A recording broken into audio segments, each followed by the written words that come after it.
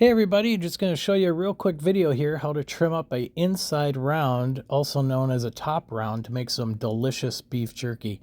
This is how it's all done here at the butcher shop. You want to cut all the trim off the outside, all these caps and everything you can use for hamburger because it's got good fat content and still good meat in there, just not very good for beef jerky. For beef jerky, you want really lean, whole cuts of meat to make good long strips without fat running through it. So top rounds, inside rounds are perfect for that. So you can make pretty quick work just trimming around the outside. Any big chunks of fat that you see, go ahead and cut those off.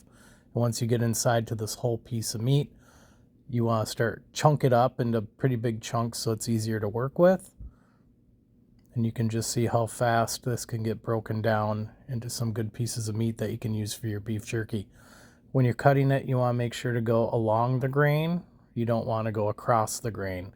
Not like a steak. When you're making beef jerky, you want to go along the grain, so when you're cooking it, it tightens up, and when you're eating beef jerky, you don't just want it falling apart, right? So that's why you go along the grain with this stuff.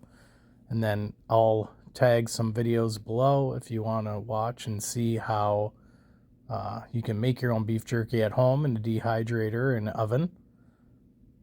Appreciate you watching. Go ahead and enjoy the video. Leave a comment and make sure to keep checking back for new videos.